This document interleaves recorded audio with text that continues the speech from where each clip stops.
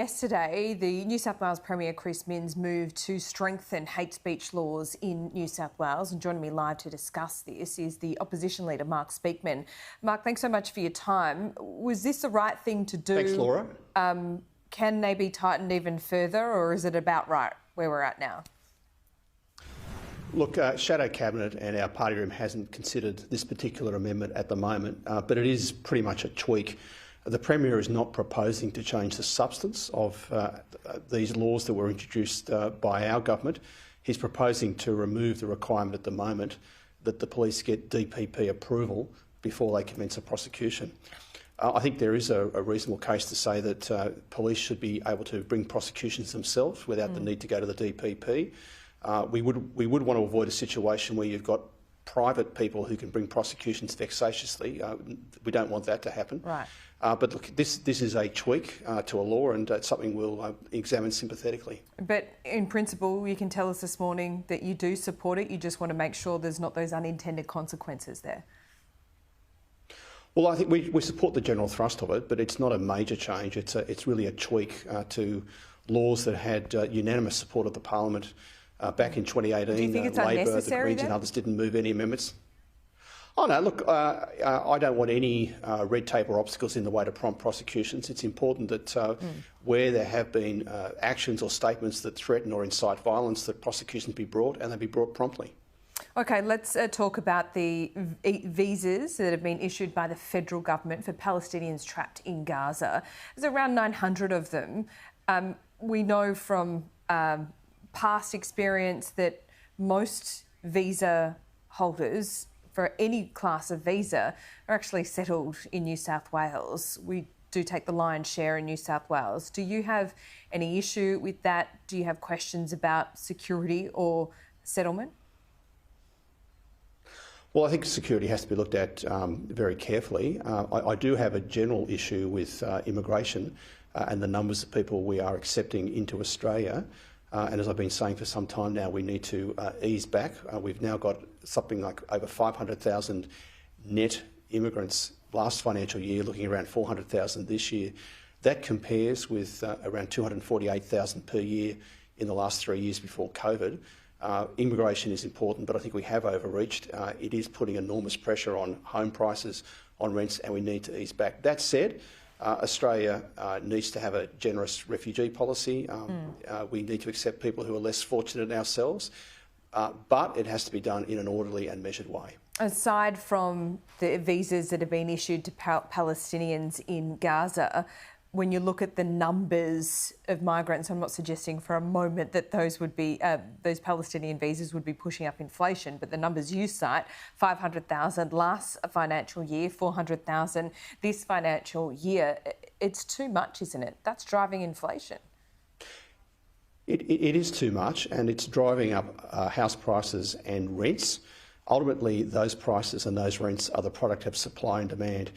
Here in New South Wales, we've had a lot of rhetoric from the Minns Labor government about increasing housing supply, and we need to do that. But that won't solve this problem overnight. Even if you change planning laws tomorrow, it will take a few years for extra housing supply to come on board. So what we can do straight away is ease the pressure that excessive immigration is placing on housing affordability here in New South Wales. Do you accept that that's the remit of the federal Labor government, not Minns? Well, it is, but if Chris Minns can accept a housing target from the federal Labor government, the quid pro quo should be he's out there advocating to the federal Labor government to lower immigration. I mean, how Chris could he Minns not at the accept moment that seems to be target? operating. I mean, I had Daniel Mookie on the program yesterday, and he admits that the immigration is too high. But not only that, there's a skills mismatch. So for a year, we've been talking about a skills shortage. We've had 500,000 migrants, and it doesn't appear that they've made any headway into filling those skills shortages.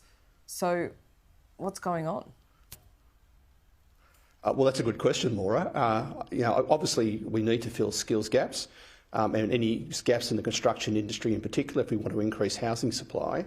But it defies credibility that when you're bringing in 500,000 people a year, some of those can't be people with the skills you need to fill. But the point about what Chris Minns should be doing is if he is negotiating housing targets with his federal Labor colleagues, he should be negotiating immigration targets as well. And what you are increasingly seeing in New South Wales is the Minns Labor government operating as a branch office of the Albanese Labor government.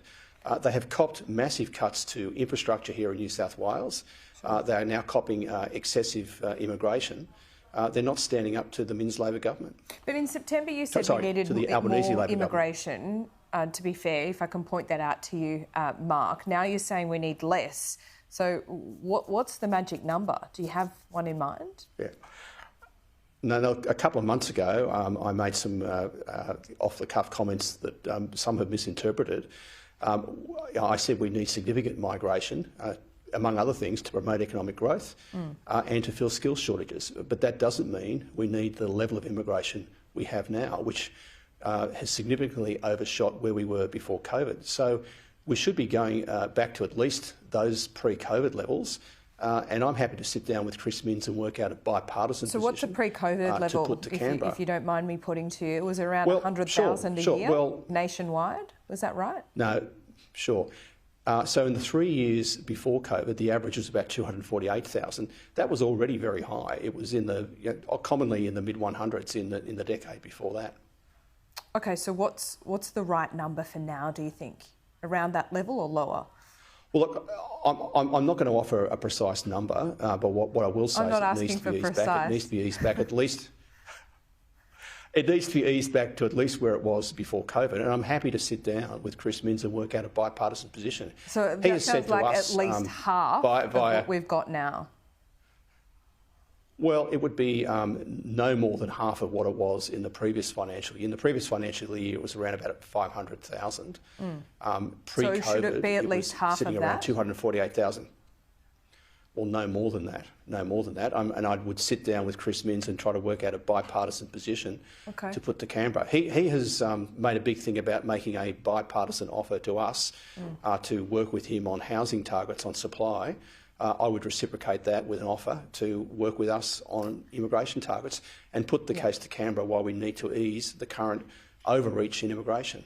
Well, he'll be watching the show right now, so let's let you get off air so you can put that appointment in both of your diaries. Thanks so much. Speak soon.